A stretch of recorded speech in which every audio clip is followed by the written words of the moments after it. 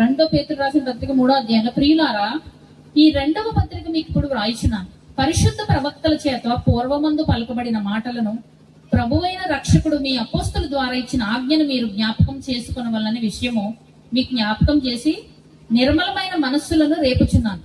అంత్య దినములలో, అందరూ అనండి, అంత్య దినములు, గట్టిగా అందరూ అనాలి. అంటే లాస్ట్ డేస్ అయిపోతున్నాయి, అంత్య దినములు అనాలి అందరూ. అప్పుడు ఇప్పుడు ఒకేలా ఉందా చూడండి, ఈ స్వభావాలు అందరిలో ఉన్నాయేమో చూద్దామా. అంత్య దినములలో అపహాసుకులు,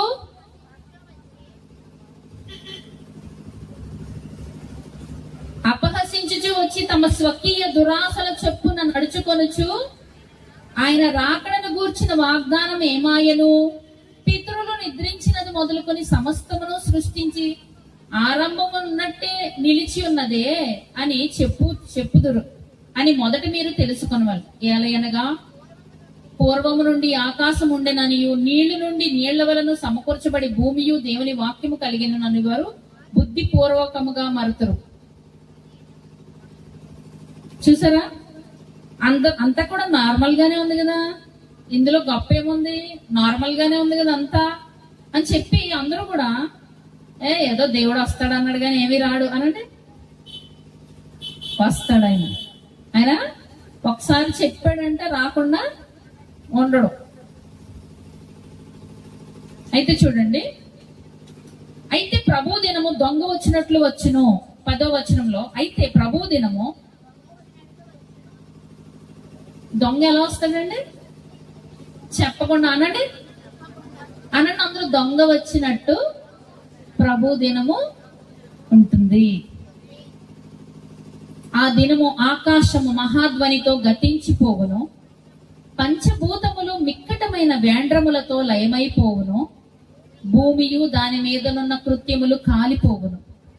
ఇవన్నీ ఇట్లు లయమైపోవునని గనుక ఆకాశములు రవులుకొని లయమైపోవునట్టి పంచభూతముల మహావేంద్రముతో కరిగిపోవునట్టి దేవుని దినపు రాకడ కొరకు కనిపెట్టుచు దానిని ఆశతో ఆపేక్షించుచు మీరు పరిశుద్ధమైన ప్రవర్తనతో, ఏమంటున్నారండి, పరిశుద్ధమైన ప్రవర్తనతో భక్తితో ఎంతో జాగ్రత్త గలవారై ఉండవలెను.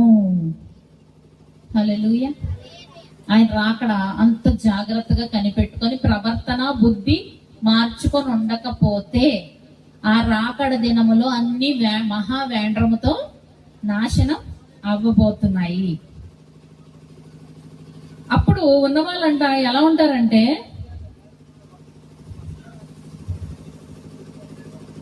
తిమోతికి రాసిన పత్రిక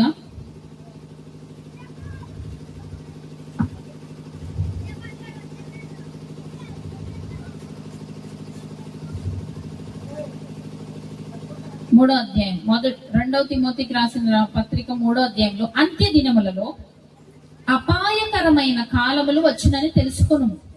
ఏలయనగా మనుష్యులు అనండి, స్వార్థ ప్రియులు అనండి, ధనాపేక్షులు, బింకములాడువారు, అహంకారులు, దూషకులు, తల్లిదండ్రులకు అవిధేయులు, కృతజ్ఞత లేనివారు, అపవిత్రులు, అనురాగరహితులు, అతిద్వేషులు, అంటే అందరిని ద్వేషిస్తూ ఉంటారంట.